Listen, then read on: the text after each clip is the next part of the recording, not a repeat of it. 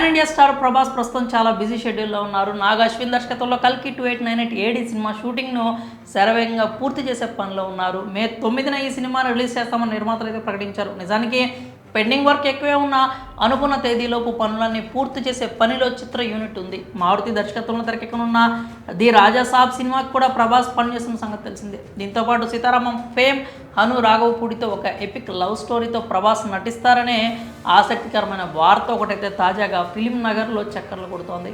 నిజానికి కల్కి 2898 ఏడీ సినిమాతో పాటు ది రాజాసాబ్ సినిమాలు పూర్తి చేయడానికి ప్రభాస్కు కాస్త సమయం పడుతుంది.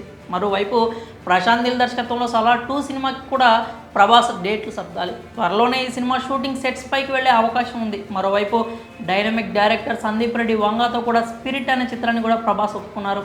సెప్టెంబర్ నుంచి ఈ సినిమా మొదలవచ్చని ఒక ఇంటర్వ్యూలో సందీప్ వంగ హింట్ కూడా ఇచ్చారు. ఇన్ని సినిమాల మధ్యలో హను రాఘవపూడితో కూడా ప్రభాస్ ఓ సినిమా చేస్తున్నట్లు తాజాగా వార్తలు అయితే వస్తున్నాయి. కాగా ఈ చిత్రాన్ని మైత్రి మూవీ మేకర్స్ నిర్మిస్తున్నట్లు టాక్ నడుస్తోంది. ఇది వరల్డ్ వార్ నేపథ్యంలో సాగే అద్భుతమైనటువంటి లవ్ స్టోరీ అంటున్నారు. క్లాసికల్ బ్లాక్ బస్టర్కి ఎంతో పేరు తెచ్చుకున్న సీతారామం సినిమాలో కూడా హీరో దుల్కర్ మిలిటరీ అధికారిగా కనిపించారు. ప్రేమ కథే అయినా ఆ సినిమాలో ఇండియా పాకిస్తాన్ మధ్య యుద్ధ వాతావరణానికి కూడా ఇంపార్టెన్స్ ఉంటుంది. ఇక ఫ్లాప్ అయినా సరే రాధేశ్యామ్ వంటి లవ్ స్టోరీలో కనిపించిన ప్రభాస్ సోషల్ మీడియాలో ఒక వర్గం ప్రేక్షకులను అలరించారు. మరి ఇప్పుడు ప్రభాస్ హను రాఘవపూడితో వరల్డ్ వార్ బ్యాక్డ్రాప్లో మరోసారి లవ్ స్టోరీలో వస్తున్నారంటే ఖచ్చితంగా అంచనాలు పెరుగుతాయి. మరి ఈ వార్తల్లో నిజం ఎంత ఉందో తెలియాలంటే అధికారిక ప్రకటన కోసం ఎదురు చూడాల్సిందే. అక్టోబర్లో ప్రభాస్ పుట్టినరోజు సందర్భంగా ఈ సినిమా గురించి ప్రకటన వచ్చే అవకాశం అయితే ఉంది. ఇక కల్కి సినిమా విషయానికి వస్తే కల్కి సినిమా ప్రస్తుతం రాబోతుంది. అయితే ఫస్ట్ పార్ట్ అయితే అధికారికంగానే ప్రకటించారు. ఇంకో పార్ట్ కూడా రానుంది అని చెప్తున్నారు. అయితే